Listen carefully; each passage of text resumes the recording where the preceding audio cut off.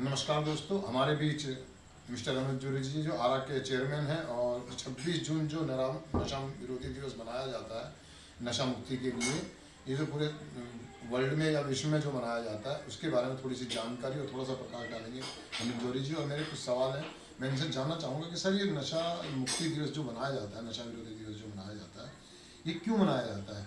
जी दोस्तों, आप सभी को मेरा नमस्कार। और मैं सभी को बताना चाहूँगा कि अंतर्राष्ट्रीय नशा विरोधी दिवस 26 जून, हर साल 26 जून। और एक बात मैं आपको सभी को बताना चाहूँगा कि पूरे विश्व के अंदर 26, ये जो जून का महीना होता है, पूरे जून के महीने में सबसे ज़्यादा अंतर्राष्ट्रीय दिवसों को मनाया जाता है। और ये अंतर्राष्ट्रीय दिवस कैसे, इसका मापदंड है, क्यों मनाया जाता है, वो मैं आपको बताऊंगा। कि जैसे नशा मुक्ति है, नशा मुक्ति को जिस दिन पूरे विश्व के अंदर सभी लोगों ने हिट किया या उसको देखा, समझा या उस तक पहुँचे या उसकी जानकारी लेनी चाहिए किसी भी माध्यम से, चाहे वो सोशल मीडिया में, वो यूट्यूब पर गए हों, चाहे वो फेसबुक पर गए हों, चाहे वो और किसी माध्यम से, तो सबसे ज़्यादा विश्व के अंदर जिस टॉपिक के ऊपर लोग उस टॉपिक को हिट करते हैं, रीच करते हैं, उसी मापदंड को ध्यान में रखते हुए उस दिन वो अंतर्राष्ट्रीय एक दिवस घोषित हो जाता है। तो 26 जून के दिन सबसे ज़्यादा इस टॉपिक को लोगों ने देखा, सुना, समझा, तो उसी दिन से इस दिन को विश्व नशा विरोधी दिवस के रूप में मनाया जाता है। ठीक है सर। तो सर अब मान लीजिए, तो इसका मतलब ये माना जाए कि हमारे मतलब संसार में, हमारे देश में या हमारी दुनिया में नशे की बहुत बड़ी प्रॉब्लम है, हाँ, या बहुत बड़ी समस्या है ये। अगर आज के टाइम में हम देखें कि नशा हमारे समाज के लिए एक अभिशाप बन गया है।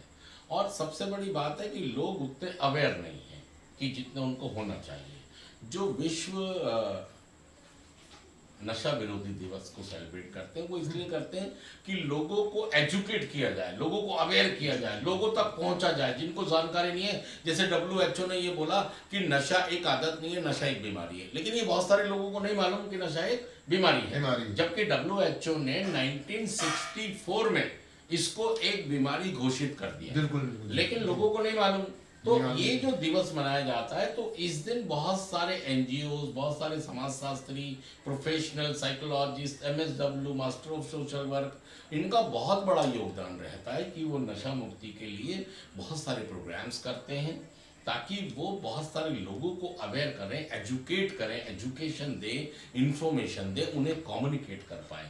और इसके अलावा जितनी भी रिसोर्सेज नशा मुक्ति के लिए काम करती हैं, उनको मोबिलाइज किया जाए, उन्हें बहुत जन तक फैलाया जाए और बहुत सारे माध्यमों से फैलाया जाए।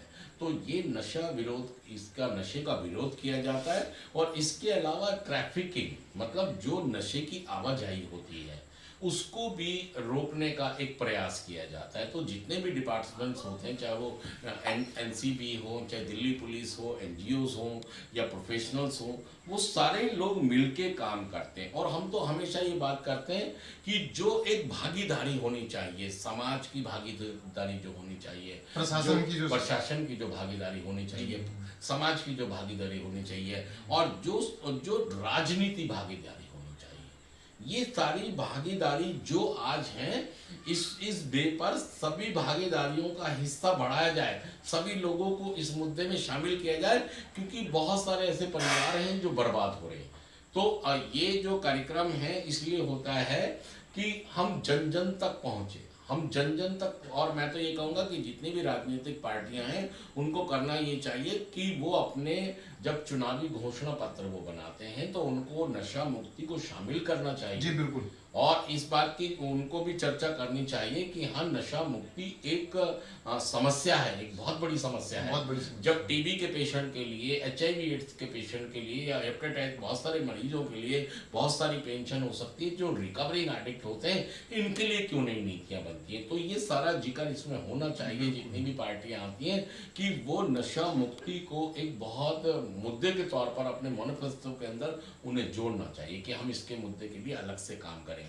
मैं आपकी जानकारी के लिए बताना चाहूँगा कि सरकार हमेशा एक राष्ट्रीय पुरस्कार देती थी जो लोग नशा करते थे, जो पूर्व व्यसनी थे, उनके लिए 2012 में उन्होंने शुरू किया था कि इनको हम अवार्ड देंगे, नेशनल अवार्ड देंगे, राष्ट्रीय जी, मेरा पुरस्कार भी यही देंगे। सवाल था कि जो जी। लोग नशा मुक्त हो जाते हैं और जो अपनी जिंदगी में वापसी करते हैं, उनके लिए प्रशासन या सरकार का क्या रोल है, क्या भूमिका, वो क्या करती है उनकी? नहीं, सरकार की नीतियां हैं, ऐसा नहीं है कि सरकार के पास नीति नहीं है या सरकार के पास उनके लिए स्कीम्स नहीं है। बहुत सारी स्कीम्स हैं, नीतियां हैं, बहुत सारे काम होते हैं, बहुत सारे चलते हैं, लेकिन मुझे लगता है कि जितनी चीजें हैं वो कम है, क्योंकि इसके अंदर रिकवरिंग एडिक्टों को शामिल नहीं किया जाता है। जी, जब तक रिकवरिंग एडिक्ट्सों को सरकार अपनी नीति में शामिल नहीं करेगी, अपने सारे प्रोग्राम्स में शामिल नहीं करेगी, तब तक वो रिजल्ट नहीं मिल सकते जो मिलने चाहिए। एक रिकवरिंग एडिक्ट्स को आपको आगे लाना होगा, उसे शामिल करना होगा, उसकी उस अहमियत को समझना होगा कि उसने नशे पर जीत हासिल की है और इसका न्याय उसको मिलना चाहिए। उसके जो जिंदगी के जो नशा करते हुए समय खराब हुआ था, वो उसका कौन जिम्मेदार है, जबकि वो बीमार था। तो अभी सरकार को उनको वो हेल्प करनी चाहिए, करती है, लेकिन उस तरीके से हेल्प समाज को और जी, प्रशासन बिल्कुल। को उसको सपोर्ट चाहिए। बिल्कुल। और अभी जो हम एक नया शब्द जो आ रहा है, कोरोना काल है, हाँ जी, न्यू नॉर्मल, जो यूरोपियन कंट्री है उन्होंने एक शब्द दिया है न्यू नॉर्मल। तो न्यू नॉर्मल में हम इस बात पर भी प्रकाश डालेंगे कि समाज की बहुत ज़्यादा बदलाव आएंगे आगे। जो कोरोना के बाद समाज में चीज़ें होने वाली हैं वो बहुत